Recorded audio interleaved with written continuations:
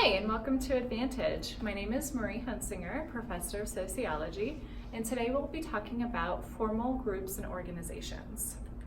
A formal organization is a large secondary group deliberately organized to achieve its goals efficiently. And sociologists break this down further by purpose of the formal organization. So the first formal organization that I'll be talking about is called a coercive organization. And a coercive organization is an organization that people may not necessarily want to be a part of, and they either have to be forced or pushed into belonging to that organization. For example, prisons would be considered coercive organization, and also places like rehabilitation centers would be considered coercive organizations. The next formal organization is called a utilitarian organization, and people join this when they're looking for monetary incentives. So for example, if you work for a company like Chase Bank or US Airways, that is a utilitarian organization where you're exchanging your time for money and other benefits.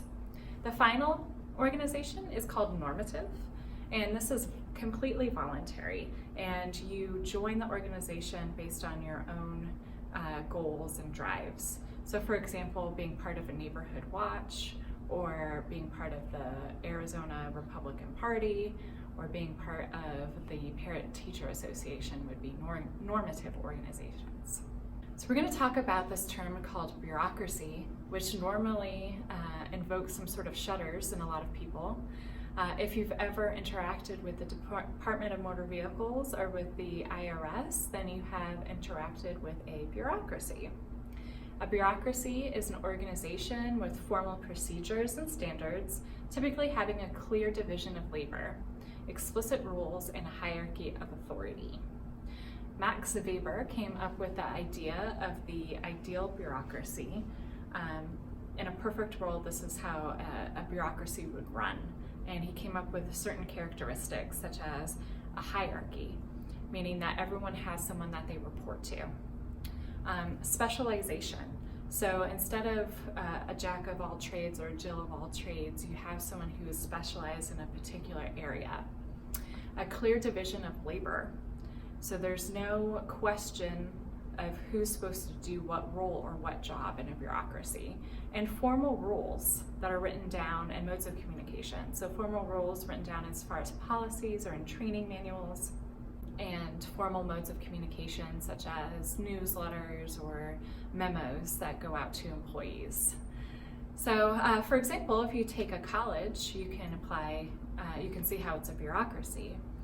For example, as a professor, I have a clear role of teaching students, and I also serve on committees and hold office hours and advise clubs. However, I'm not the one that you go to when you need to register for classes, or I'm not the one you call when a classroom needs to be cleaned up. We also have a clear hierarchy. So I have a division chair that I report to, who has a dean that she reports to, who has a president, who ultimately reports to the governing board, who's elected by the public. There's also formal rules and regulations. We can't just do whatever we want in a college. We have to abide by district level policies. Oftentimes bureaucracies get a bad reputation because even though they're designed to run efficiently, they're also run by people. And people aren't always efficient or act in ways that we would consider rational in a bureaucracy.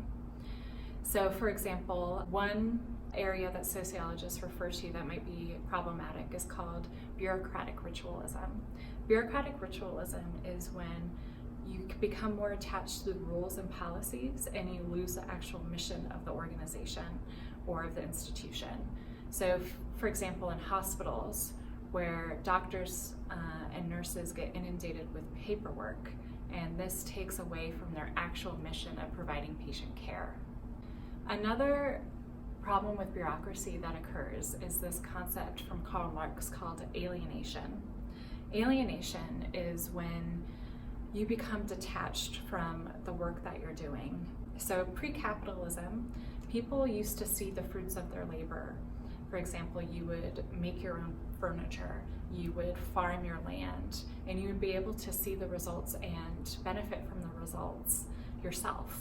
Under capitalism, he found that, especially in factories, people became detached from the final product. So they had their specific one job that they did, perhaps attaching the car door on the car, and they never actually got to see the result of the entire car being produced and people enjoying that product. And so it makes you feel alienated from work. Oftentimes you feel alienated from your other coworkers as well, especially when workers are pitted against each other in competition. In more recent times, George Witzer came up with this idea of McDonaldization to describe how more and more industries are adopting the fast food model. He characterizes McDonaldization by a couple of different attributes. One is calculability.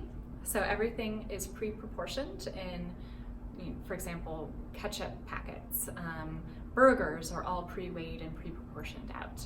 And the next one is predictability.